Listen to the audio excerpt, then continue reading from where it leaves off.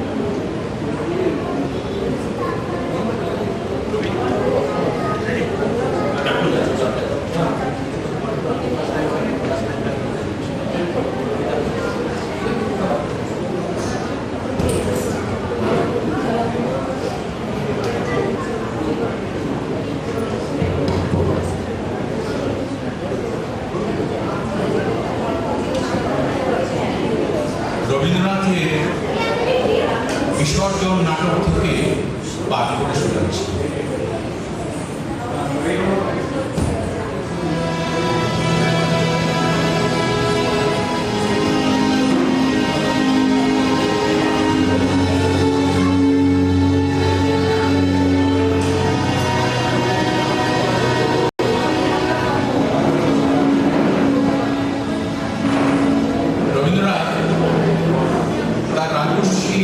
উপন্যাস লেখেন প্রায় 140 বছর আগে। ঋষিকুল্য অভিধমানিক্য তখন ত্রিপুরার রাজা। মহামায়া ত্রিপুরেশ্বরী রাজমন্দিরের প্রতিষ্ঠিতা জাগ্রতা দেবী, অহংকারী মহাপ্রতাপশালী ব্রাহ্মণ রঘুপতি সেই মন্দিরের প্রধান পুরোহিত। আমরা এখানে দেখব সেই সমাজে অন্ধ কঠোর কুসংস্কারের সাথে মানবতার দল। এই উপন্যাসেরই প্রথম অংশ থেকে কবি রচনা করেন নাটক বিসর্জন। পরবর্তীতে কবি নির্দেশনা সহ রঘুপতি ও জয়সিংহের ভূমিকায় অভিনয়। এই বিসর্জন নাটক থেকে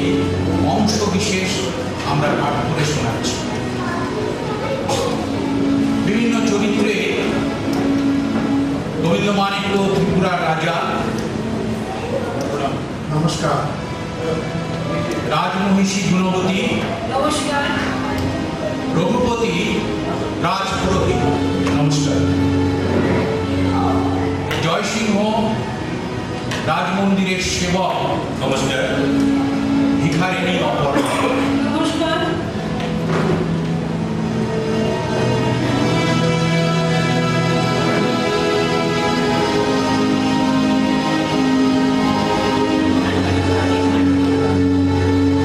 স্থান ত্রিপুরেশ্বরীর মন্দির প্রাঙ্গণ। বিগ্রহের সামনে গুণবতী নতজান হয়ে প্রার্থনারত। মার কাছে কি করেছি দোষ? ভিখারি যে সন্তান বিক্রয় করে উদরের দায়ে, তারে দাও শিশু।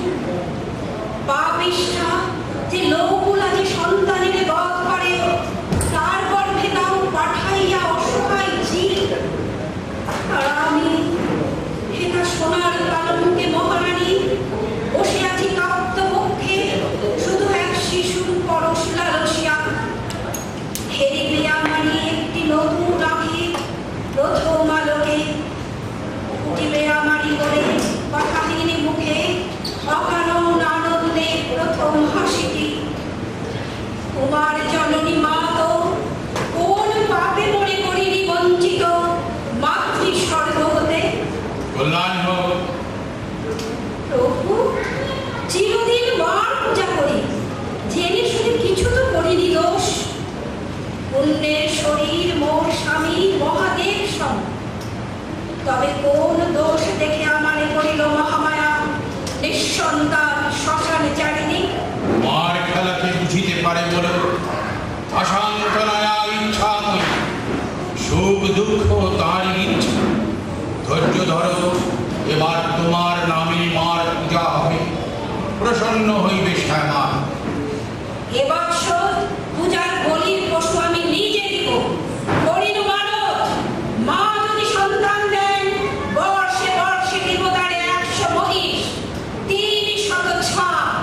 পূজার সময় হলো।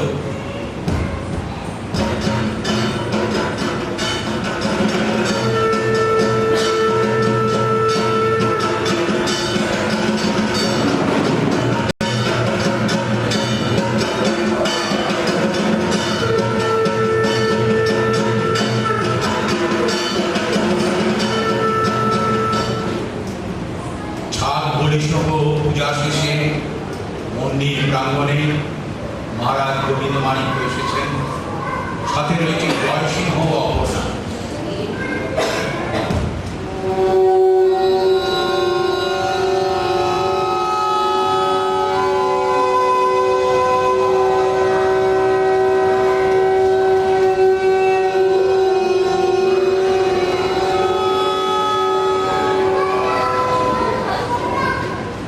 আদেশ মহারাজ।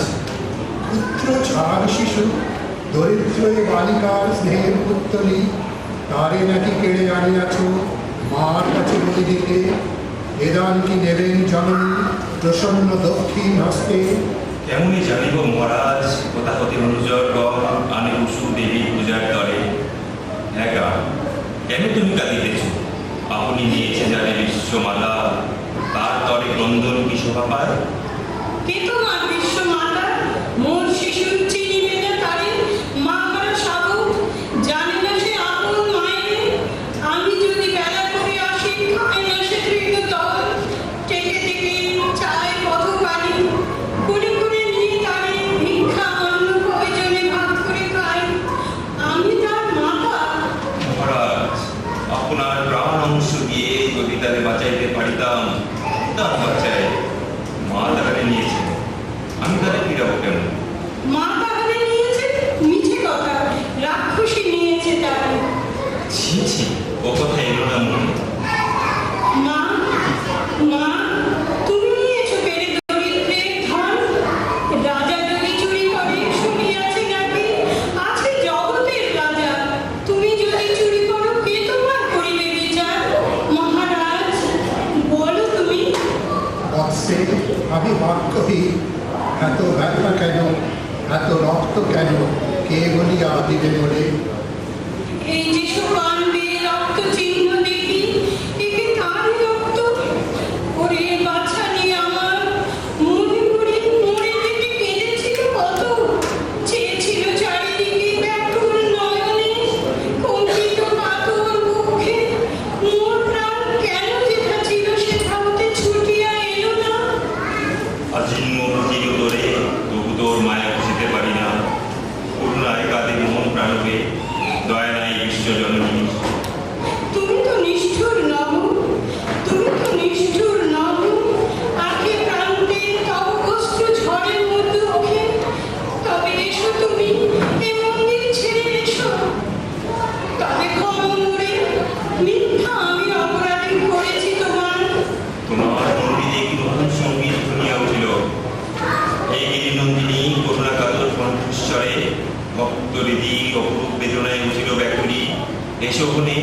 কোথা যাবো এই মন্দির ছেড়ে?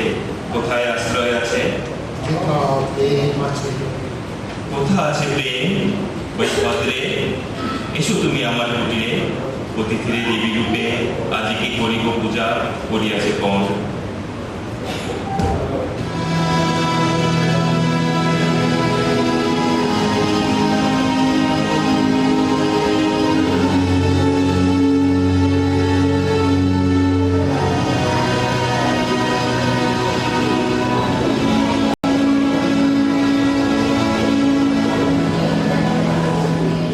ত্রিপুরার রাজসভা মহারাজ গোবিন্দ মাণিক্য প্রবেশ করলেন।